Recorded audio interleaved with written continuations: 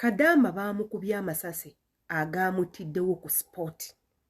Kadaama baamukubye amasasi agaamutiddewo obutamulekera yadde omukka ogw'okussa.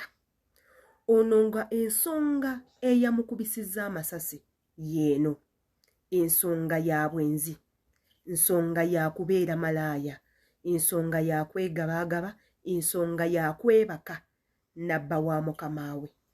Abamu ku mmwe mugenda kuŋŋamba naye ggwe ebintu by'otugamba obijja wa buli ddakiika, Kadaama yakoze kino buli ddakiika, kino buli ddakiika kiri, ye mugenda kuba batuufu. Nange binsanga wano bwe ntudde.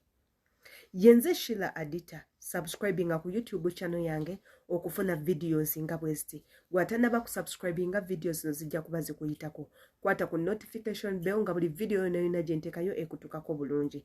Abandabira ku Facebook mweyongere okutufollowinga ku Facebook, teekako ne ku TikTok, inkubiraako nga weeyambisa link gye nteekaawo mu comment box. Gwe gikwate mu link, ogenda kufollowinga, onkubira essimu, engikwate, tunyumyemu. Tugenda leeta akatambi ka muganda waffe ono eyakubiddwa amasasi ate era tubeere nga tukomaawo. Kadaama amumanyi jangu mu inbox yange ombuulira amannya ge tube nga tumulanga famire yesobola omutegeera. Bamusanze ne baba ne bamukuba amasasi agamugjeewo. RIP. Ako nno ke katambi akaakoleddwa mwana muwala ono. Akatambi akwesitamanyi nti ka bulimba oba si ka bulimba, naye nga tumanyi nti mu nsi ezo ez'Abuwarabu buli kimu kisoboka. Mu nsi z'Abuwarabu buli kimu kisoboka. Naddala ebyo ebintu eby'okutta, nomata bakusse batya oba bakusse batya, ky'oba omanya nti nno kisoboka. Basobola okukuba amasasi, ekyo kimu. Basobola okunnyika mu ppuulu, ekyo kyakubiri. Basobola okutuga obutuzi, kyakusatu. Basobola okutemako omutwe ng'akalabba, ekyo kyakuna. Basobola okuwa obutwa, ekyo kyakutaano. Basobola okutemaatema, kyamukaaga. Buli ngeri yonna esoboka kasita kikwatagana ku bwenzi. Nkola nnyo obutambi bungi nnyo nga bwekuusakuusa ku baganda baffe bankuba kyeyo, obuteebaka na bakama bammwe bankuba kyeyo, obuteegaba bankuba kyeyo ku nsonga z'obwenzi bla bla bla. Era ng'abamu ku mmwe video zange zimanyi obbanyiza olw'ensonga zikwatagana nnyo ku bankuba kyeyo, biki bye mulina okukola bye mutalina kukola, ate nga nammwe mukiraba muli bantu bakulu, temukyagala bintu bya bbabuulirira, temukyagala bintu bya bbagambako tokola kino, temukyayagala ate era nga n'okwetegerera mwetegerera. Naye ate yadde ebyo byonna biriwo bityo tetugenda kukoowa kwogera ku nsonga zino olw'ensonga mulimu baganda baffe abapya abava eno e Uganda ne bagenda eyo okukola, ate nga mulimu bali ba under age kankaddemu, mulimu bali excuse me, nga ba young age, nga bawala bato tebannaba kwetuuka bulungi, ne batuuka eyo ng'ebibasoomooza bingi,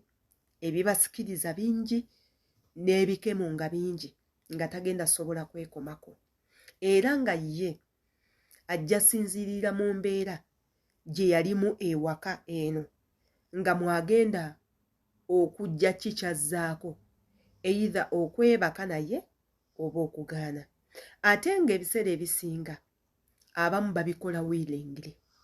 Nabakolerako wano eno obutambi era ne mbubateerawo bw'abaana bawala Abannayuganda. Oli eyajja ku live ne yeewaako obujulizi nti ye abadde yeebaka ne mukamaawe ng'amuwaayo reals 5. Akatambi ako katambula nnyo era nga bangi baakalaba.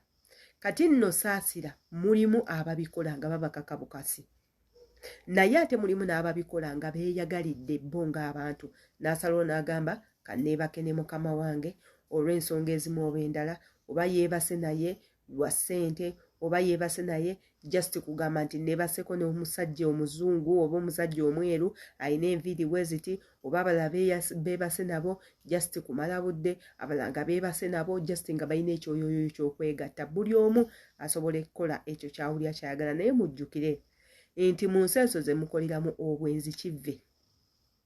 Ensi ze mukoleramu we bakwata nga obwebase nebba w'omuntu ojja kuttibwa. Ensi ze mukoleramu ebyo ebintu by'okwenda kalabba.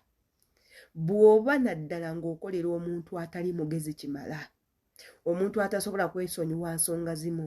Abakazi b'eyo bo baakula bakimanyi nti omusajja alina okubeera n'omukazi omu, era nga batono nnyo abakimanyi nti omusajja wa ddembe okuwasa abakazi baayagala ngaawe kiri eno mu Africa, nti ffe abasajja abaffe asobola okwebaka nange neyeebaka n'omulala n'omulala n'akomawo ewaka n'omwaniriza, naye ewaabwe kigambo bwenzi tekirina excuse unless ng'awasizza buwasa mukazi mulala mu mateeka.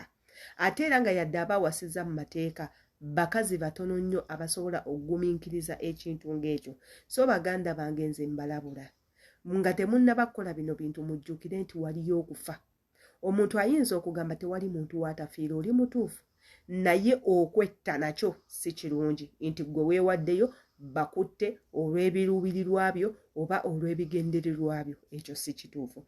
Mugezeeko okwekumakuma, okwekkusa emitima, mugezeeko okugumiikirizaako, mugezeeko okwebuulirira, mugezeeko okubeera abantu abakulu, ate era muvaluwinge n'ekitiibwa kyammwe ng'abakyala. Abasajja abo bwe mwebaka nabo bayina ebisiraani, ye ng'asobola okubeera awo nga ebisiraani bye abisiiga busiizi ggwe, ye naafuna kyayagala. Kati okusalawo kuli eri ggwe, kugumiikirizaako, kulindako, oba kuyoola bisiraani, oba kutwala mukisa ogw'okuttibwa. Yenze Sheila Adita, mbaagala nnyo. See you next video.